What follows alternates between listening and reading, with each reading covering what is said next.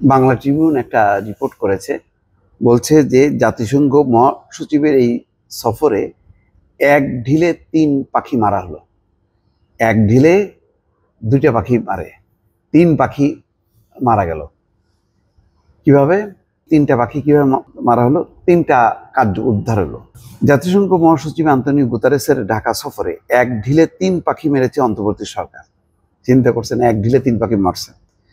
প্রথমত, বাংলাদেশ একটি অস্থিতিশীল দেশ বা সংখ্যালঘু নির্যাতনকে কেন্দ্র করে দেশের ভেতরে এবং বাইরে যে অপপ্রচার চলমান, সেটির যে ভিত্তি নেই, জাতিসংঘের মহাসচিব স্বচক্ষে দেখে গেলেন। অর্থাৎ বাংলাদেশ অস্থিতিশীল না, বাংলাদেশের যে সংখ্যালঘু নির্যাতন এমন অবস্থা না যেটা একেবারে বসবাসের অনুপযোগী।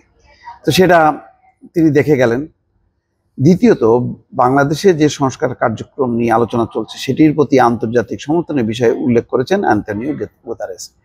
এটা দিয়ে আভ্যন্তরীণভাবে রাজনৈতিক দলগুলোকে জানানো হলো, দেখো জাতিসংঘের মতন প্রতিষ্ঠান তারাও কিন্তু সমর্থন দিয়ে গেছে, ফলে সংস্কার লাগবে, সংস্কার ছাড়া নির্বাচন হবে না। এটাও একটা রাজনৈতিক একটা ফায়দা বা সুবিধা সরকার পাইল।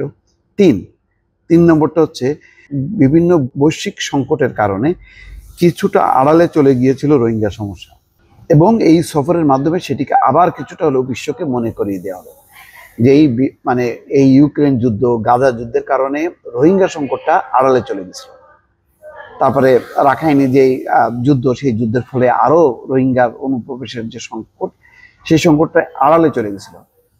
মহাসচিব আসার ফলে সমস্ত আন্তর্জাতিক গণমাধ্যমের দৃষ্টিটা পড়লো যে এটা আড়ালে যাওয়ার মতন বিষয় না, বরং মহাসচিব একেবারে সেই রোহিঙ্গা ক্যাম্পে বা আশ্রয় শিবিরে যে তাদের সঙ্গে ইফতার করার মধ্য দিয়ে আবার স্মরণ করিয়ে দিল বিশ্বকে যে বাংলাদেশ রোহিঙ্গাদেরকে আশ্রয় দিয়েছে এবং এটা লম্বা সময় ধরে সংকট বাড়ছে, তাদের প্রত্যাবাসন দরকার, এবং মিয়ানমারে যে গৃহযুদ্ধ চলছে সেটা থামানো দরকার। এই বিষয়টার সামনে চলে আসলো। তা ঠিকই, এক ঢিলে ৩ পাখি। প্রথম কথা হলো যে এক ধরনের স্বীকৃতি যে জাতিসংঘের মহাসচিব বাংলাদেশ সফর করে গেল, তাহলে কোথায় বাংলাদেশে একটা বিশৃঙ্খল, কোথায় সংখ্যালঘু নির্যাতন, এটা সঠিক না। ২ নম্বর হলো যে সংস্কার কার্যক্রমের প্রতি যে সংস্কার নিয়ে একটা অস্বস্তি তৈরি হয়েছে রাজনৈতিক দলগুলো, সবাই নির্বাচনের রোডম্যাপ বলছে, আর সরকার বলছে যে না, সংস্কারের ব্যাপারে ঐক্যমত্য হইতে হবে তারপরে নির্বাচন।